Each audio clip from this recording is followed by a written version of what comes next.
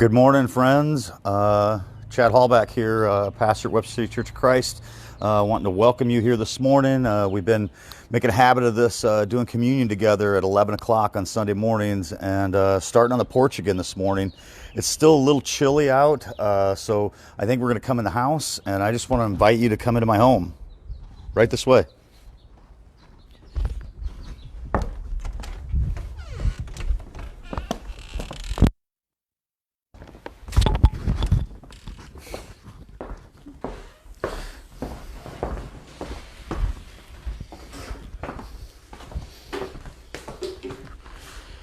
I got a cord here that I'm trying to deal with. There we go.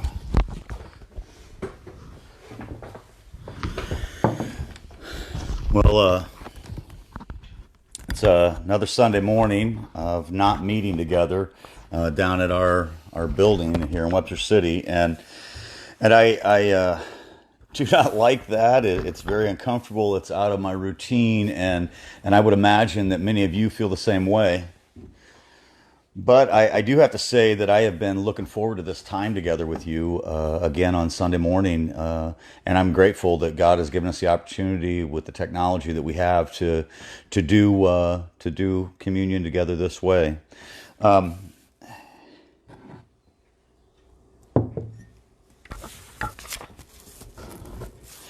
I've got to say that as I've given this more thought, our stance of not trying to do our regular service on Sunday morning, but to just focus in on communion, I am more and more convinced that this is the right thing to do, that this is what we should be doing together, and that this is how it should work for us in this context.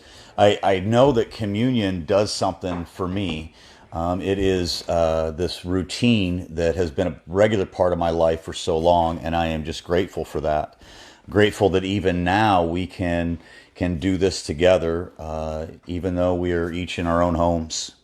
And I rather than focusing on what has changed and what I don't like, I think it is wise and I think it is God honoring for us to look for the opportunities that God has given us. And this time of communion being the focus of not just our time together right now, but the focus of our Sundays, I think is a beautiful thing to be doing. And so I ask that you would take what we're doing together today and to stretch it out throughout your entire day and to make communion the focus of your Sunday and your home as well. It does afford us the opportunity to slow down and to be reflective in a way that we wouldn't be otherwise. And that's what I want us to do today, is to focus on communion and to be reflective. I have picked out a passage of scripture out of John, the Gospel of John, for us to read and for it to be the focus of our day. And I hope that not only will you listen to me read, but also that you will take the time to open your Bibles today and to read John chapter 8.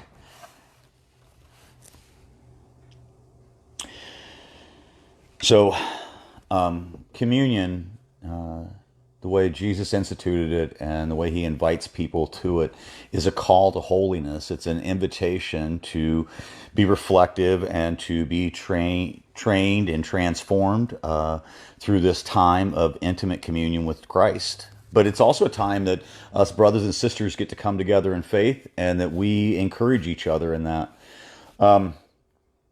I want to read to you from John chapter 8, and I'm just going to start in verse 1 here, and I want the setting, and I want you to understand what's going on here, and this is what it says. It says, "But Jesus went to the Mount of Olives. At dawn he appeared again in the temple courts, where all the people gathered around him, and he sat down to teach them." And so here you have the setting that Jesus has gathered people together, and he is teaching, and he goes on here in verse 3. "The teachers of the law and the Pharisees brought in a woman caught in adultery. They made her stand before the group and said to Jesus, 'Teacher, this woman was caught in the act of adultery. In the law, Moses commanded us to stone such women. Now, what do you say?' They were using this question as a trap in order to have a basis for accusing him. But Jesus bent down and started to write on the ground with his finger. When they kept on questioning him, he straightened up and said to them, "If any one of you is without sin, let him be the first to cast a stone at her." Again he stooped down and wrote on the ground. At this, those who heard began to go away one at a time, the older ones first, until only Jesus was left with a woman still standing there. Jesus straightened up and asked her, "Woman, where are they? Has no one condemned you?" "No one, sir," she said. "Then neither do I condemn you." Jesus declared, "Go now and leave your life of sin." So this teaching, this passage about forgiveness and grace and reconciliation and sinfulness and brokenness and accusations, all of these settings, all of these details of the story, it set the picture for what is said next. And it's in verse 12 that we get this declaration about who Jesus is. And this is what it says. It says, "When Jesus spoke again to the people, he said, 'I am the light of the world. Whoever follows me will never walk in darkness, but will have the light of life.'" You know, I took the time to light a candle right now, and this is something we've been doing a lot lately at my house. You know, we have this pastime during the summer when garage sale season is going. We look for good candles and we buy candles and we bring them home so that throughout the year we can burn them, and we have been burning them. And the simple flame is such an invitation to remember who Christ is, to understand that he is the light of the world, and that this light sheds light on the darkness. It does not run away from the darkness. It is lifted up and it lights the way. And I am so grateful for this simple reminder, and that I want to invite you to do that to make a candle lighting part of your Sunday today, and to remember that as a candle burns in your home, that Jesus is the light of the world, and that it is an invitation for you to come into the light. Communion is this time where we are reflective about who we are, and about holiness, and about where we fall short. You know, in this story, it's obvious that the woman has been sinful, that there is something wrong. And Jesus doesn't excuse her behavior. He just calls for something different. You know, here at Webster City Church of Christ, we talk about being transparent all the time. And the reason why is because that if we are willing to be transparent, then we can identify the sinfulness in us, and we don't spend time pointing our fingers at others. And in this story here, that's exactly what Jesus is doing.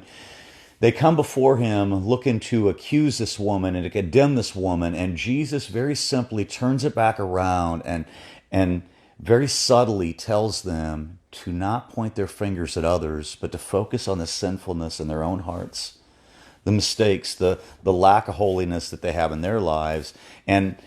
And this conviction sends all of them away with a desire for holiness, with a invitation to holiness. And communion, that's really what this is about. It's an invitation to come into the presence of Christ, to come into the light, and to let that light shine into us, illuminate what's not right, that we may confess and come before Christ, and to right ourselves in his presence, to have him extend grace and forgiveness to us.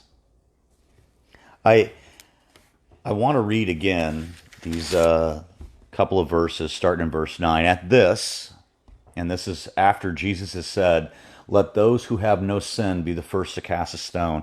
At this, those who heard began to go away one at a time, the older ones first, until only Jesus was left with a woman still standing there. Jesus straightened up and asked her, "Woman, where are they? Has no one condemned you?" "No one, sir," she said. "Then neither do I condemn you. Jesus declared, "Go now and leave your life of sin." Go now and leave your life of sin.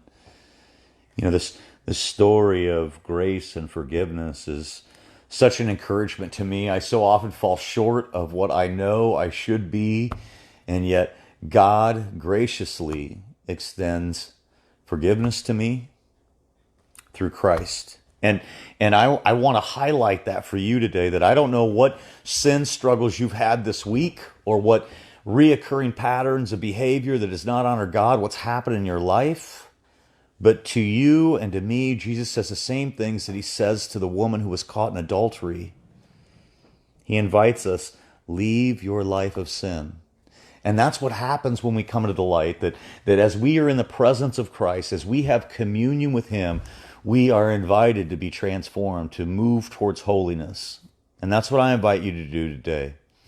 Marcia, will you come out from behind the camera, and will you come over here with me, and we're going to take communion together? Sure. Thank you. I would like that a lot. I'm glad. I'm glad. I wanted to say a little something. Yeah, if you please. don't mind. Yeah, absolutely. In these times that we find ourselves in right now, several things have been taken from us, the gathering together, but we've been promoted, and all of you have been promoted to communion preparers. We at our church and at a lot of places have come to expect that when we want to take communion, that there's been some nice folks that have gotten everything ready. They have prepared the bread. They have gotten the juice. And you might be scrambling to think about how you're going to do that. So I just want full disclosure. This is actually grape Kool-Aid this morning, because that's what we had in the fridge. And this is the standby that I like to use, which is the oyster cracker. So maybe not what you would come to expect, but I hope that at your own homes that you are able to feel good about what you can prepare and what you can get ready for your family. And remember that it's not about the specific things that are there in front of us. It's the meaning behind why we take communion and why we gather and do this together. So sorry I didn't ask beforehand, but I just was thinking and in prayer about this, and just wanting to share a little bit. So go ahead. Thank you, Marcia. You're welcome. For instructing everyone of our Kool-Aid and of our oyster crackers. Yes, and it is an important point that this time of communion is about our heart. It is about why we do this. It is about those things, much more so than it is what the emblems are. You know, Christ took bread. It was ordinary, everyday items at the Last Supper that he grabbed some bread, something that's a part of all of our lives. And he took the bread and he said that this is my body broken for you. Do this in remembrance of me. And so now we do this in remembrance of Christ.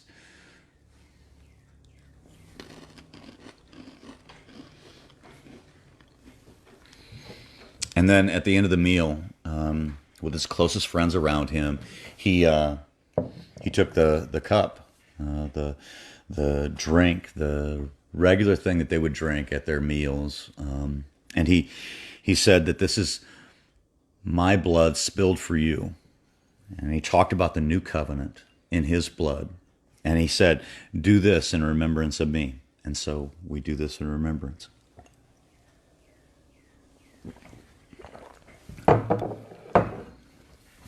As I said a little bit ago, I don't particularly like that we are separated now. This is difficult, but I do greatly appreciate that we're able to come together like this. And you have been on my mind all morning long. I have been thinking of you and praying for you.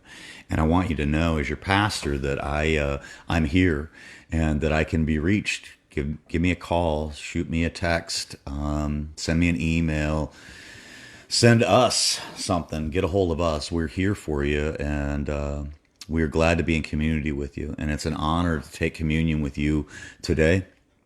I want to end today by taking you over to our computer, and I want to play a video that we're going to watch together. And yeah, so I do have a couple of things before we go over there that I want to talk to you about. You know, that what I'm calling you to is action today. I don't want you to just take communion and that to be the it. I want communion to be the focus of your Sunday. And so I'm inviting you to read John chapter 8. Read the whole chapter and let God speak to you in that. Let him invite you into holiness. Let him guide you in that. I'm inviting you to find a candle somewhere and to light it, and for it to be a reminder all day long as it burns, of the light of the world that came to show us the way, the light that came into the darkness. But I don't want to end there either. I want you to understand that you are light. Marcia said that we've all been promoted to communion prep.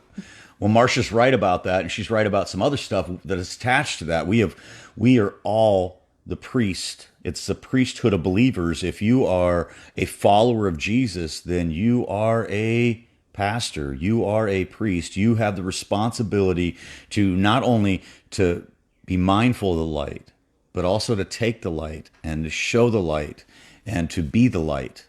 And so that's what I want to leave you with this week. I want you to think about that, and I want to invite you to do this. I want to invite you to take a picture of your candle, to take a picture of what you're doing to remember Christ.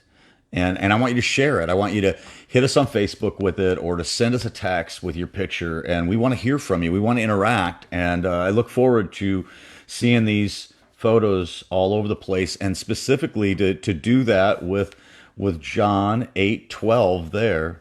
And again, this is what it says. It says, when Jesus spoke again to the people, he said, I am the light of the world. Whoever follows me will never walk in darkness, but will have the light of life. What a promise. What a promise for us. May we not only embrace that light, but invite others into the light, and may we let our light shine. So will you follow me over now, and we're gonna do a video together, or watch a video together, all right? Marcia, you got anything else to say today? No, I'm good. Okay, all right.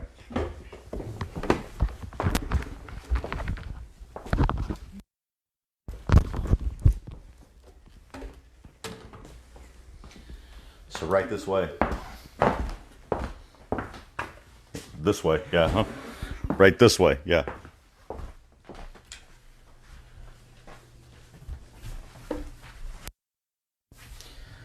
Boy, I need lots of help, Marcia.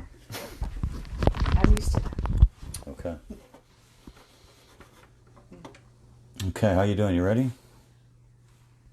You zoom in a little bit? Trying. Okay. Yep, I'm ready. All right.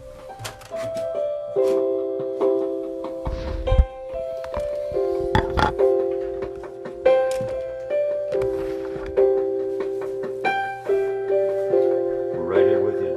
Hope you appreciate the video. There is a candle in every soul, some brightly burning, and some dark and cold. And there is a spirit who brings a fire, ignites a candle, and makes his home. Carry your candle, run to the darkness, seek out the helpless, confused and torn, and hold out your candle for all to see it. Take your candle, go light your world. Take your candle, go light your world.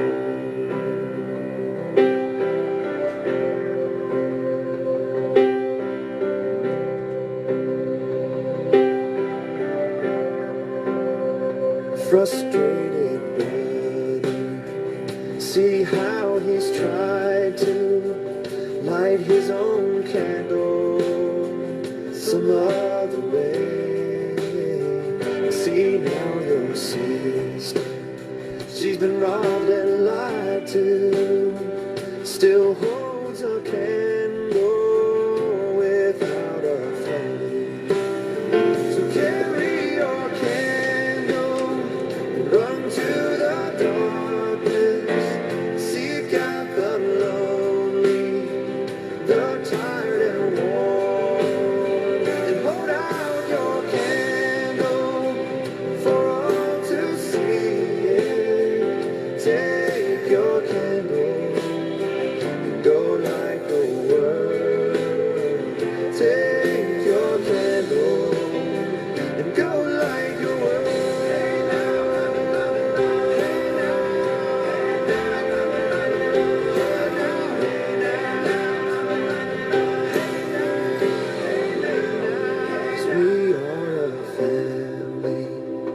whose hearts are blazing. So let's raise our candles and light up the sky, praying to our Father. In the name of Jesus, make us a beacon in darkest times. Carry your candle, run to the darkness, seek out the hopeless, deceived and poor. Hold out your candle for all to see. Take your candle, go light your world. Take your candle and go light your world. To the darkness, seek out the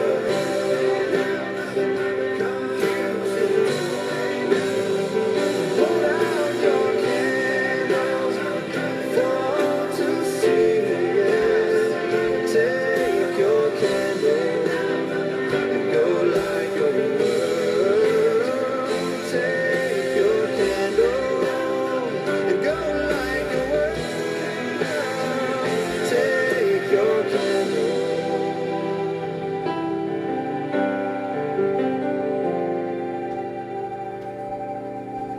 And go light your world.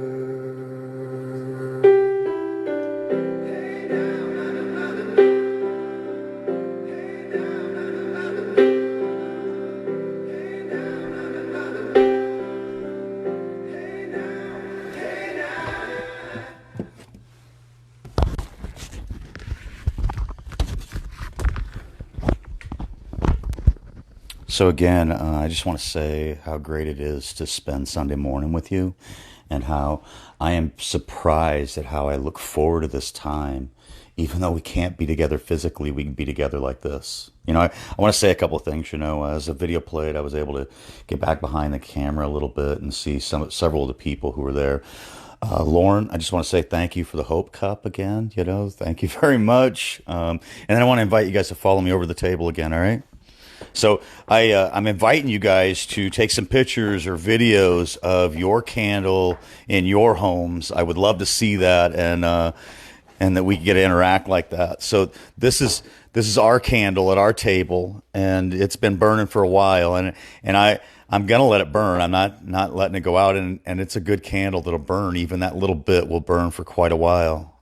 I'm mindful of what Christ calls us to do, to be the light of the world. I'm mindful of what Christ has done for us and how he's united us and how we have communion with him and with each other because of Christ's sacrifice. I hope that your day is blessed, that Sunday has more meaning and purpose to it because of what we've done together this morning. And you guys are in my prayers. Thank you. Oh, one more thing. I invite you to share this video. I think that what we're doing here is special. And I think there's a lot of people who don't have something like this. And I want you to share the video and to let people know about it and invite them to be a part of it next week as we do it again, that we have communion together. So let everybody know. Let your light shine. Declare to the world the hope of Christ. Thank you. Bye.